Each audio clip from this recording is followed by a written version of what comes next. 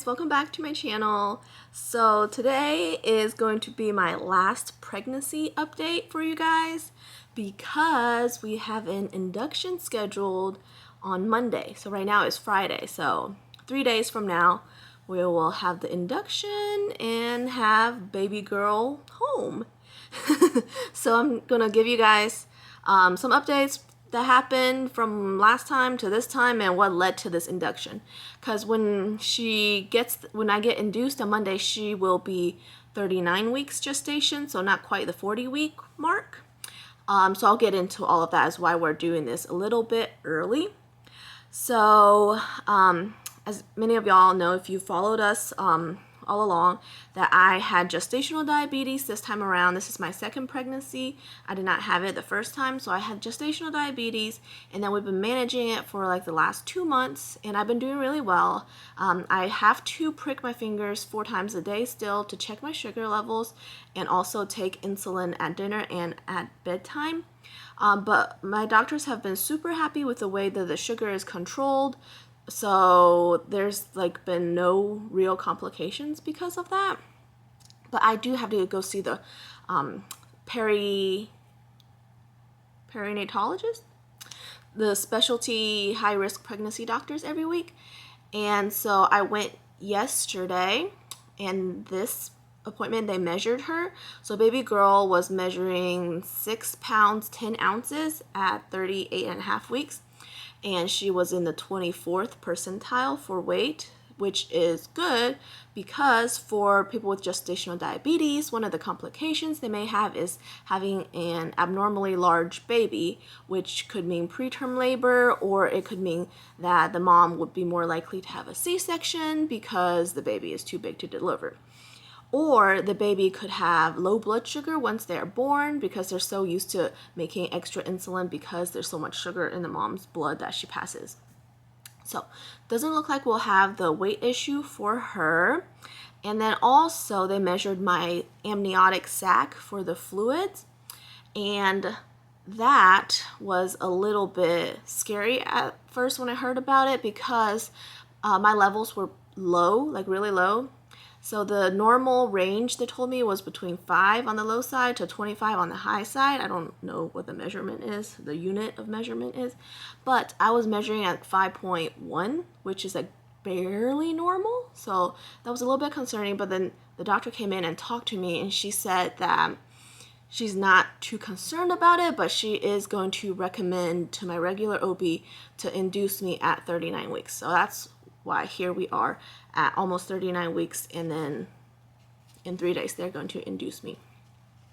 Another interesting thing is people with gestational diabetes, a lot of the times they have really high amniotic fluid levels. So I'm like really confused about myself because they say you might have a big baby, my baby is pretty small, high fluid, my fluid's really low, so it's like just all backwards. So seems like everything is still fine. It's not like an emergency delivery or anything.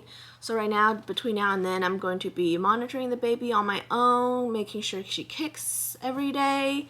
So I'll be doing like the kick count in the morning and at night to make sure she kicks 10 times within an hour, which she does way more than that. I feel her moving all the time. So yeah, so that's the really exciting part.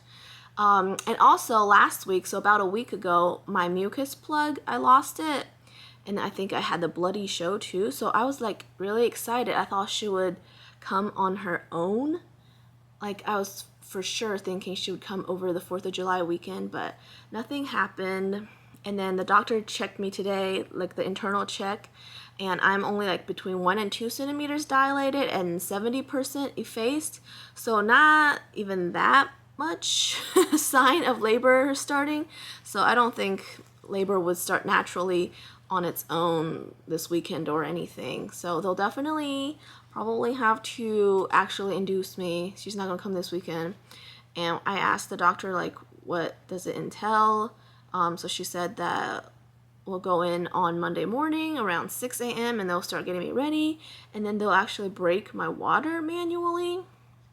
And then I don't know what happens after that. She didn't really go into the details. I don't know if they're going to wait to see if just the water breaking would start labor or if they're going to start me on Pitocin right away. Because last time they started me on Pitocin. Last time with my first baby, my water broke on its own at like 37 weeks. So I went into the hospital and they put me on Pitocin right away, which I was on there for a long time. Like the contractions started, but like my cervix wasn't really dilating. So yeah, so that's I was in pain for a long time last time. So I'm a little bit scared about this induction. Hoping labor goes by faster this time. And also this time I'm going to be getting an epidural as soon as I feel any kind of pain.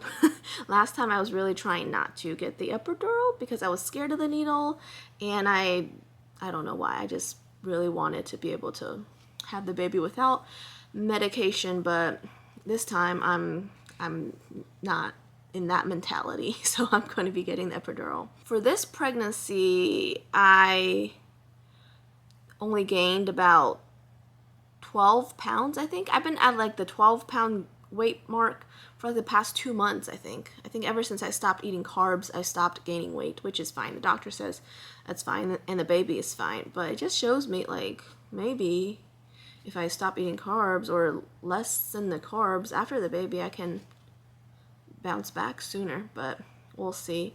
And the doctor also said even after I have the baby, I can't just go back to my regular diet thinking that this will just go away. Pretty much I have to keep up this limited carb diet until like 6 weeks postpartum. They'll check my sugar levels again and see if it's back to normal. So yeah, my plan to eat like a hamburger and ice cream right after delivery is not gonna happen. But that's fine. I'm just excited to meet baby girl, so. Yeah, this weekend is gonna be weird because just like waiting until Monday and then we'll have to get up so early in the morning. I feel like I'm not even gonna be able to sleep that night of. But yeah, I'm so excited. I'm gonna give you guys a last bump shot.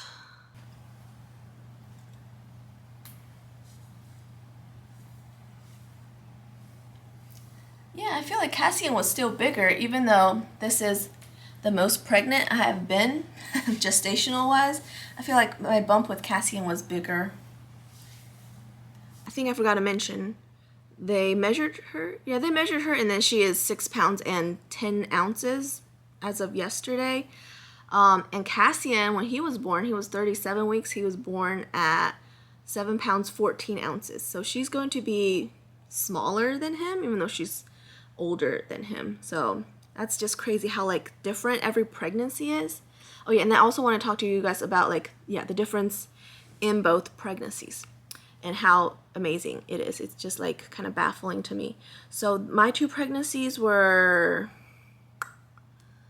well, these babies are about 16 months apart. And then, so these pregnancies were very, very close to each other, but everything about these 2 pregnancies have been really different. I'm just gonna go over like the physical parts first, physical and like symptom parts, and then I'm gonna tell you guys about like the mental, emotional side of it.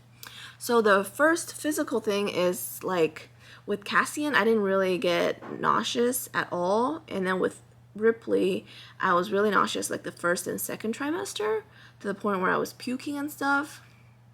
So that's a difference. And then with Cassian, I didn't have gestational diabetes at all. I passed the sugar test the first time. And then with Ripley, of course, I have gestational diabetes. I'm on insulin as well. So that's weird. Like all the doctors thought that was weird as well.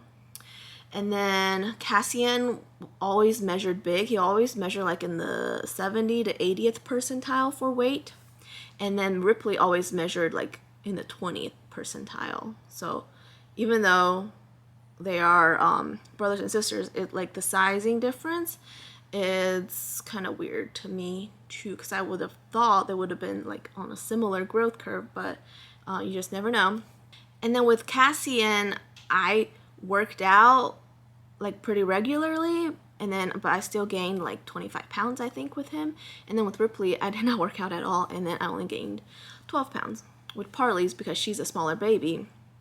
and then partly because of my low carb diet. And then with Cassian, I had really, really swollen ankles towards the end.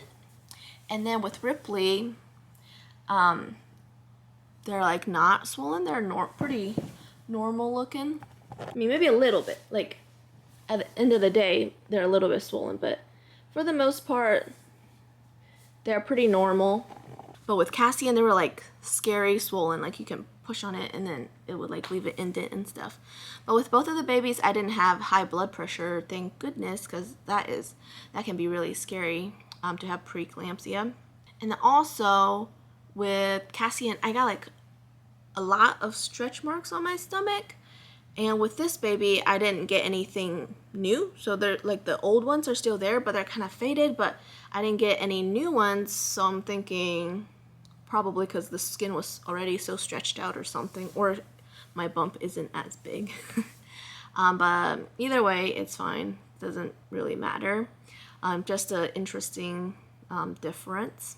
And then with both babies, I didn't really have any special cravings or anything. And of course, with Cassian, my water broke on its own at 37 weeks. And with Ripley, it has not yet at almost 39 weeks. But yeah, I think those are like the physical differences / symptom differences that I've experienced with both pregnancies. And then for like the mental aspect, the first time when I was pregnant, I would like listen to podcasts every week saying like, this week your baby is the size of a grape and they're growing hair or whatever. But with this new baby Ripley, I did not do that at all. It's not like I remembered what's happening week to week, but I just was less anxious about it and then just going with the flow. And also with Cassian, like I would like stay awake at night, like imagining what he would look like. I don't know why. I was like obsessed to see what he would look like. And then with Ripley, I think about it sometimes, but I'm not like obsessed about it.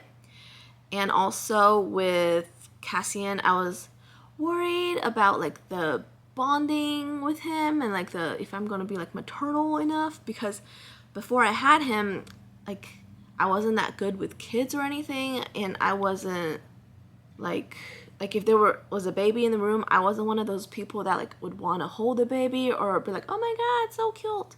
Like I wasn't a baby person, so I was kind of worried if I'm gonna be able to bond and I don't know, be a good mom. But this time I'm not worried. I know I will be able to love this baby as best as I can and give her everything that I'm possibly able to give to her, so I'm not worried about that. And then this time, maybe a little bit, I'm worried about like how I'm going to be able to juggle two babies and make sure they both feel loved equally. So that's going to be an interesting thing to experience. So that's just like a little bit different in getting like different mindset and getting ready for the baby. And then I'm a lot more calm this time about the delivery. I know there's going to be an induction, no surprises. That's kind of cool. Yeah, with Cassian, it was kind of frantic, like rushing to the hospital at 1 a.m.